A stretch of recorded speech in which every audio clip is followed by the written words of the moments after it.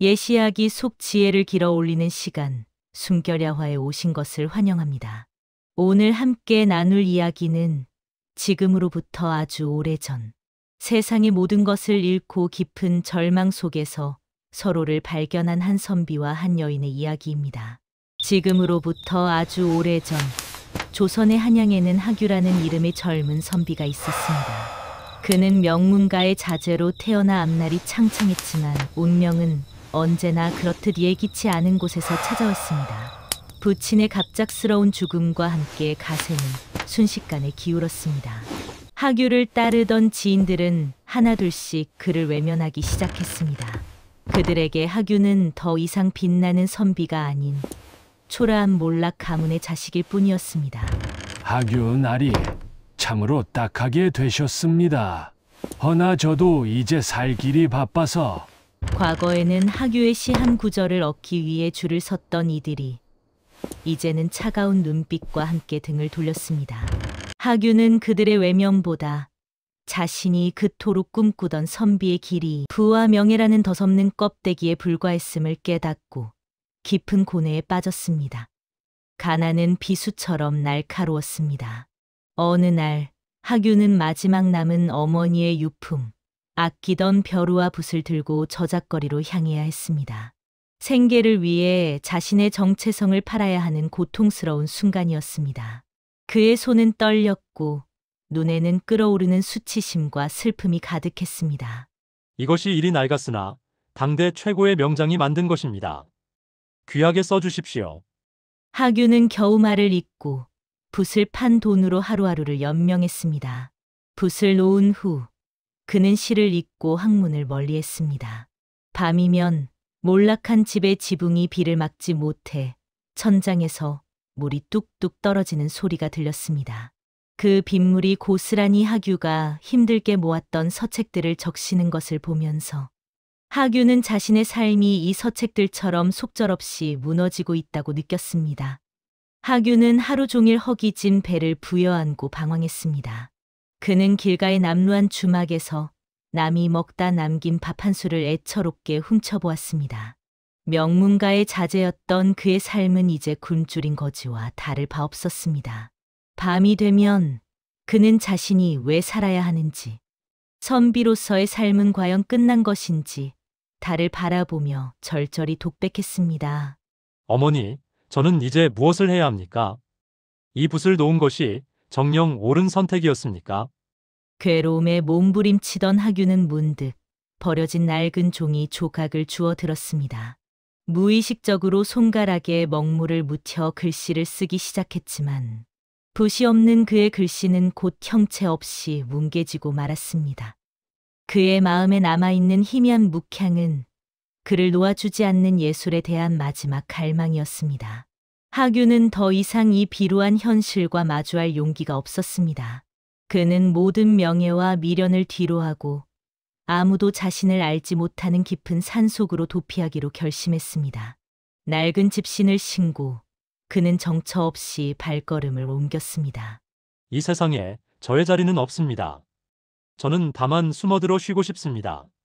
세상을 등진 하규의 발걸음이 향한 곳은 인적이 드문 잣나무 숲 속의 작은 암자였습니다. 그는 그곳에서 모든 것을 잊고 홀로 외롭게 숨어 지내고자 했습니다.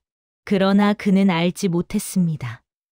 그 암자에 이미 자신처럼 세상의 모든 것을 버리고 숨어든 한 여인이 있다는 것을 말이죠. 그리고 그곳에서 잃어버렸던 그의 붓과 멈춰버린 그녀의 검은고가 다시금 울음을 터뜨리게 되리라는 것을. 하규가 잣나무 숲 속의 암자로 향했을 때 그곳에는 이미 세상의 시선에서 숨어든 또 다른 영혼이 있었습니다. 바로 한양 최고의 기생이었던 여인, 연이었습니다. 연희는 한때 검은고 연주만으로 수많은 이들을 울리고 웃게 했던 천재적인 예인이었습니다. 그녀의 검은고 소리는 마치 살아있는 생명처럼 절절했고 세상은 그녀의 아름다움을 칭송했습니다. 그러나 그 화려했던 영광은 그녀의 왼손가락 끝에 굳게 박힌 지울 수 없는 상처와 통증과 함께 산산이 부서지고 말았습니다. 그 상처는 과거 연희가 겪었던 어떤 아픔과 악행의 결과였습니다. 검은고를 연주할 때마다 찾아오는 극한의 통증은 그녀가 더 이상 예술의 길을 걸을 수 없다는 잔인한 운명의 선언과 같았습니다. 연희는 자신의 모든 것을 상징하는 낡은 검은고를 암자 구석에 방치해 두었습니다. 차마 버리지 못해 먼지 속에 묻어두었지만 그 검은고는 그녀가 잃어버린 화려한 삶, 아름다운 소리, 그리고 영혼 자체를 상징하는 것과 같았습니다. 화려했던 과거와 달리 이제는 아무도 자신을 찾지 않고 세상에서 잊히는 것에 대한 두려움과 고독이 그녀를 집어삼켰습니다. 암자 주변을 찾아오는 이들은 모두 그녀의 정체 기생을 알지 못했고 연희는 그들에게 자신의 신분을 철저히 숨기려 했었습니다. 그녀의 숨기려는 노력과 불안감은 고독 속에서 더욱 깊어졌습니다. 연희는 잣나무 숲 속에서 홀로 차를 다려 마시는 것으로 유일한 위안을 얻었습니다. 뜨거운 찻잔의 온기는 마치 세상이 그녀에게 내미는 마지막 따뜻한 손길 같았습니다. 그녀는 작은 위로에 의지하여 언제 끝날지 모를 고독한 은둔의 시간을 견뎌냈습니다. 그러던 어느 날 연희는 암자 주변에 버려진 낡은 서책이나 종이 조각을 발견했습니다. 그것은 하규라는 선비가 떠나기 전 무심코 흘리고 간 것들이었습니다. 그 종이에는 자신의 심정과 너무나 닮은 절망적인 시 구절이 적혀 있었습니다. 가야 할 길은 잃었고 돌아갈 곳은 사라졌네. 붓은 꺾이고 다만 남은 것은 한 조각 외로움뿐. 연희는 놀라움을 금치 못했습니다. 이 시를 쓴 선비 역시 자신과 똑같은 절망과 상실감을 겪었음에 틀림없었습니다. 소리를 잃은 기생과 글을 잃은 선비. 두 절망적인 영혼은 아직 서로의 존재를 알지 못했지만 이미 이 시 한 구절을 통해 영혼의 교감을 시작하고 있었습니다. 연희는 낡은 검은고를 다시 끌어안았습니다. 이 시를 쓴 이가 누굴까? 이 시에 맞는 검은고 소리는 어떤 것일까? 멈춰 있던 그녀의 마음에 아주 희미한 미동이 일기 시작했습니다. 하규가 잣나무 숲 암자의 마루 끝에 앉아 있을 때 안에서 조용히 인기척이 들렸습니다. 그리고 곧 한 여인이 조심스레 문을 열고 나왔습니다. 그녀는 연희였습니다. 연희는 하규를 보고 놀라 경계심을 드러냈습니다. 그녀는 자신의 신분이 세상에 알려질까 두려웠고 특히 하규가 선비임을 알고 나서는 더욱 몸을 사렸습니다. 하지만 하규는 그녀를 단순히 암자에 머무는 여인으로만 보았습니다. 그가 짐을 풀고 암자 한 구석에 자리를 잡았을 때 그의 눈에 먼지가 쌓인 채 방치된 낡은 검은고가 들어왔습니다. 이 검은고에 참으로 깊은 한이 서려 있는 듯하오. 하규의 말에 연희는 아무 말도 하지 못했지만 그녀는 하규에게서도 깊고 어두운 절망의 기운을 느꼈습니다. 붓을 놓은 선비와 검은고를 버린 여인. 서로의 상실을 굳이 말하지 않아도 알 수 있었습니다. 연희는 조심스럽게 자신이 아껴두었던 하규의 시 조각을 꺼내 보였습니다. 그 시는 하규가 절망 속에서 무의식적으로 써내려갔던 자신의 심정이었습니다. 나리께서 쓰신 이 시는 제게 큰 울림을 주었습니다. 세상의 그 어떤 노래보다 슬프고 아름다웠지요. 연희의 고백에 하규는 놀랐습니다. 자신이 버렸던 글이 세상의 끝이라 생각했던 이 암자에서 한 여인의 영혼을 울리고 있었던 것입니다. 하규는 용기를 내어 연희에게 자신의 절필 이유, 가문의 몰락과 자존심의 붕괴에 대해 처음으로 고백했습니다. 그는 연희에게 모든 것을 털어놓으며 텅 비어있던 자신의 마음속에 희미한 빛이 들어오는 것을 느꼈습니다. 연희는 하규의 이야기를 모두 듣고 깊은 침묵에 빠졌습니다. 그리고는 굳게 닫혀있던 마음을 열고 떨리는 목소리로 하규에게 간곡히 부탁했습니다. 나리 비록 붓을 놓으셨지만 저를 위해 시를 한 편만 지어주시면 안 되겠습니까? 제 검은고에 깃든 한을 풀어줄 단 한 구절의 시를 말입니다. 그녀의 눈빛은 간절했고 그녀의 부탁은 마치 예술에 대한 마지막 기도와 같았습니다. 하규는 망설였지만 연희의 그 간절함에서 거부할 수 없는 예술적 영감을 받았습니다. 검은고의 잔향과 연희의 맑은 눈빛이 그의 굳었던 마음을 녹였습니다. 하규는 낡은 붓을 들어 힘겹게 시를 쓰기 시작했습니다. 시를 쓰는 하규와 그 옆에서 찻잔을 다리는 연희. 암자 안에는 두 개의 외로운 불빛이 비추며 고요하면서도 평화로운 밤이 깊어갔습니다. 연희는 하규에게 자신의 진짜 신분인 기생임을 고백해야 할지 망설였습니다. 그녀는 하규가 자신을 몰락한 선비와 같은 절망을 겪는 한 명의 예인이 일련으로 보고 있음을 깨달았습니다. 신분은 중요하지 않았습니다. 그의 시스가 그녀를 치유했고 그녀의 검은고가 그의 붓을 다시 들게 했기 때문입니다. 연희는 신분 고백 대신 침묵을 택했고 하규는 그녀의 침묵 속에서 새로운 시상을 떠올렸습니다. 두 사람은 서로가 서로의 잃어버린 예술을 되찾아줄 운명임을 직감하고 있었습니다. 그러나 야속하게도 암자에서의 평화는 짧았습니다. 세상은 그들을 가만히 두지 않았습니다. 하규와 연희의 존재는 하규를 찾던 과거 지인들과 채권자들에게 알려지기 시작했습니다. 하규를 향한 세상의 잣대는 냉혹했습니다. 하규의 붓을 훔쳤던 이들, 그리고 그에게 돈을 빌려주었던 채권자들이 암자 근처까지 그림자를 들이우기 시작했습니다. 이들은 하규를 비난할 구실을 찾고 있었습니다. 그때 하규의 지인 중 한 명이 연희의 과거를 하규에게 악의적으로 폭로했습니다. 저 여인이 누군지 아시오? 한양에서 몸을 팔아 연명하던 천한 기생이 아니오. 명문가의 후손이 어찌 그런 천박한 여인과 어울려 글을 쓴단 말이오. 하규는 순간 큰 충격을 받았지만 그의 마음속에는 이미 연희의 진심이 자리 잡고 있었습니다. 그는 연희의 신분보다 자신과 함께 절망을 나누고 붓을 들게 해준 그녀의 영혼을 더 소중히 여겼습니다. 하지만 모욕은 여기서 그치지 않았습니다. 과거 연희에게 집착했던 한 고관대작이 암자까지 찾아와 두 사람의 예술 자체를 멸시했습니다. 내 검은고 소리는 이제 천박한 몸을 덮어주는 소리일 뿐이다. 그를 잃은 선비와 소리를 잃은 기생이 모여 무엇을 한단 말이냐? 연희는 절망했습니다. 하규의 시에 맞춰 억지로 검은고를 연주하려던 그녀였지만 돈과 권력에 짓밟히는 예술의 무게는 너무나 무거웠습니다. 하규 역시 분노했습니다. 그는 연희의 손가락 상처와 그녀의 과거가 예술을 향한 연희의 진정한 고통임을 깨달았고 세상의 비난보다 연희의 진심을 택하기로 결심했습니다. 가난의 한계는 결국 그들을 벼랑 끝으로 몰아세웠습니다. 하규가 연희를 위해 약재를 구하려 했지만 돈이 없어 굴욕적으로 거절당했고 그는 다시 한번 현실의 압박에 좌절해야 했습니다. 연희는 하규가 자신 때문에 더 큰 고난을 겪게 될 것을 염려하여 그를 떠나 홀로 도망치려는 결심까지 했습니다. 나리께서는 저를 잊으시고 다시 붓을 드셔야 합니다.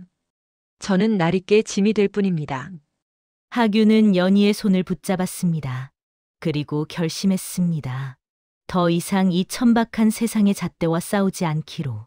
그들은 서로가 서로에게 유일한 안식처였습니다. 하규는 연희에게 세상을 등지고 함께 도피하자는 내용의 시를 건네며 함께 새로운 삶을 시작하자고 제안했습니다. 그날 밤 하규와 연희는 모든 것을 버렸습니다. 낡은 붓과 낡은 검은고만 챙긴 채 그들을 쫓는 채권자들과 지인들의 눈을 피해 암자를 떠났습니다. 그들이 향한 곳은 세상의 신분과 가난, 그리고 멸시가 닿지 않는 더 깊은 산소, 아무도 찾을 수 없는 그들만의 이상향이었습니다. 두 사람은 신분도 재산도 없었지만 서로의 예술과 사랑이라는 가장 고귀한 재산을 품고 있었습니다. 그들의 도피는 절망이 아닌 세상에 대한 가장 통쾌한 반전이자 승리였습니다. 깊은 산속, 세상의 잣대가 닿지 않는 곳에서 하규와 연희는 마침내 자신들만의 보금자리를 만들었습니다.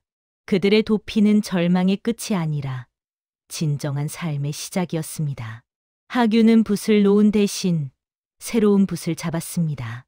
그것은 바로 삶을 일구는 노동이었습니다. 하규는 거친 무명옷을 입고 나무와 흙을 나르며 작고 아늑한 초가집을 지었습니다. 명문가 자제로 태어나 손에 물 한 방울 묻히지 않던 그가 이제는 땀을 흘리며 나무를 패고 밭을 일구었습니다. 그의 손은 굳은 살로 가득했지만 그의 얼굴에는 이전의 절망 대신 삶의 주인이 된 자의 평화가 깃들었습니다. 연희는 그런 하규를 돕고 싶었지만 손가락의 병 때문에 물을 깃는 간단한 일조차 힘겨웠습니다. 손가락 끝에 찾아오는 찌르는 듯한 통증은 그녀가 이 새로운 삶에서 짐이 되고 있다는 절망감을 다시 안겨주었습니다. 하규는 연희의 상실감을 누구보다 잘 알고 있었습니다. 밤늦게까지 일하고 잠든 하규 몰래 연희는 그의 낡은 붓을 꺼내 정성껏 씻고 다듬어 두었습니다. 그녀의 헌신은 하규가 다시 글을 쓸 수 있기를 바라는 간절한 소망이었습니다. 하규 역시 연희의 마음을 헤아렸습니다. 그는 연희의 낡은 검은고를 발견하고 완벽하지 않지만 소리를 낼 수 있도록 정성껏 수리해 주었습니다. 이 검은고는 당신의 목소리여. 소리를 낼 수 있도록 내가 다시 길을 닦아주겠소. 검은고가 다시 소리를 낼 수 있다는 희망은 연희의 마음에 작은 불씨를 피웠습니다. 두 사람은 모닥불 옆에 앉아 과거의 영광이나 비극 대신 오직 이 산속에서의 소박한 미래의 꿈에 대해 이야기하며 웃었습니다. 두 사람의 진심은 주변에 희미하게 전해졌습니다. 산속에서 홀로 살아가던 노부부가 이들을 안타깝게 여겨 자신들이 캐놓은 식량이나 귀한 약재를 몰래 초가집 앞에 나누어 주고 가기도 했습니다. 세상은 그들을 외면했지만 인간의 본질적인 따뜻함은 이 깊은 산속에서도 그들을 잊지 않았습니다. 연희의 손가락 병은 다시 깊어졌습니다. 그녀가 고통스러워하는 것을 본 하규는 결심했습니다. 선비의 몸 대신 사랑하는 여인을 위해 모든 것을 바치기로. 하규는 병이 깊어진 연희를 위해 이 산에서 가장 귀하다는 약초를 찾아 나섰습니다. 그 약초는 험한 벼랑 끝에만 피어나는 것이었습니다. 저는 그저 글로 세상을 논했던 나약한 선비였습니다. 하지만 이제 저는 당신을 살릴 힘을 가져야 합니다. 하규는 자신의 몸을 아끼지 않고 벼랑을 기어 올라갔습니다. 그의 손은 피투성이 되었지만 오직 연희를 살리겠다는 일념 하나로 버텼습니다. 그가 그 귀한 약초를 손에 넣었을 때 그는 모든 것을 잃었던 과거의 자신이 아닌 사랑하는 이를 지켜내는 강인한 한 사내로 다시 태어났습니다. 그의 극적인 희생과 헌신은 연희의 마음을 열고 그녀의 병까지 치유할 수 있는 기적의 씨앗이 되었습니다. 하규의 헌신적인 사랑과 희생은 기적을 낳았습니다. 벼랑 끝에서 구해온 약초와 그의 정성 어린 간호는 연희의 몸과 마음을 서서히 치유하기 시작했습니다. 하규는 벼랑에서 구해온 귀한 약초를 정성껏 다려 밤낮으로 연희에게 먹였습니다. 연희가 잠든 밤이면 그는 그녀의 아픈 손가락을 조심스럽게 마사지하며 끊임없이 온기를 불어넣었습니다. 그의 손길에는 더 이상 선비의 나약함이 없었고 오직 사랑하는 이를 지키려는 강인한 진심만이 담겨 있었습니다. 그 정성이 하늘에 닿은 것일까요? 오랫동안 굳어있던 연희의 왼손가락이 희미하게 움직이는 기적적인 순간이 찾아왔습니다. 연희는 놀랐고 하규는 눈물을 글썽이며 그녀의 손을 꼭 잡았습니다. 그들의 눈빛에는 절망의 끝에서 피어난 희망이 가득했습니다. 연희는 더 이상 자신의 과거 기생신분나 손가락병을 숨기거나 부끄러워하지 않았습니다. 그녀는 자신을 있는 그대로 받아들이는 평화를 얻었습니다. 그녀는 통증을 완전히 이겨내기 위해 매일 잣나무 숲속으로 향했습니다. 수리된 검은고를 품에 안고 연습하고 또 연습했습니다. 하규는 그런 연희의 곁에서 그녀를 위한 시를 읊으며 그녀의 연주에 동참했습니다. 붓을 놓았던 선비는 이제 다시 펜을 들었고 소리를 잃었던 기생은 다시 현을 울렸습니다. 하규는 연희를 위해 소박한 사랑가를 지어 불렀고 연희는 그 노래에 맞춰 검은고를 연주했습니다. 두 사람의 예술적 협업은 이 작은 초가집을 세상에서 가장 아름다운 공간으로 만들었습니다. 연희와 하규의 연주는 점점 더 맑고 강렬해졌습니다. 그들의 음악은 단순한 소리가 아니라 절망을 이겨낸 영혼의 외침이었습니다. 연희는 하규의 헌신에 대한 감사와 자신의 부활을 세상에 알리기 위해 가장 아름다운 마지막 연주를 준비하는 결연한 의지를 다졌습니다. 연주를 마친 연희와 시 낭송을 마친 하규가 서로를 마주 보았습니다. 그들의 눈빛은 세상의 모든 고통과 절망이 사라지고 오직 영혼의 평안만이 남았음을 확인하고 있었습니다. 그들은 세상의 부귀와 명예 대신 서로가 서로에게 붓과 검은고가 되어준 진정한 삶의 가치를 발견했습니다. 두 사람의 사랑과 예술은 깊은 산속에서 아름다운 부활의 서곡을 울리고 있었습니다. 사랑과 헌신으로 손가락의 병을 이겨낸 연희, 그리고 붓을 다시 잡은 하규. 두 사람은 이제 깊은 산속의 작은 초가집에서 영원한 평안을 얻었습니다.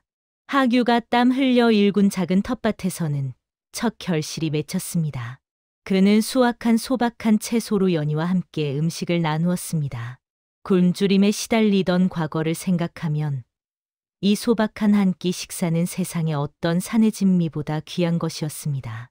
연희는 손가락 병이 완전히 나은 후 하규가 만든 초가집 안에서 평화로운 표정으로 검은고를 연주했습니다. 그녀의 검은고 소리는 더 이상한 흔을 담고 있지 않았습니다. 오직 사랑과 감사, 그리고 평화로운 삶의 기쁨만이 그 소리에 가득했습니다. 하규는 절망과 세속의 명예를 노래했던 시 대신 오직 연희와 이 산속의 평화만을 노래하는 시를 완성했습니다. 그것은 그의 삶을 대변하는 가장 아름다운 시였습니다.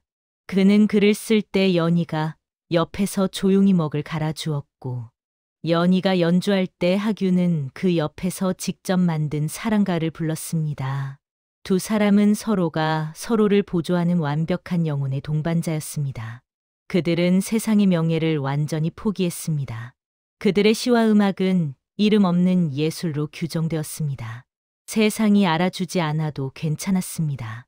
그들의 예술은 오직 서로를 치유하고 서로를 사랑하는 데 사용되었기 때문입니다.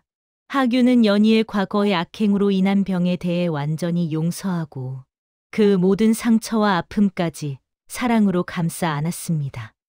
초가집 주변으로는 계절이 순환했습니다.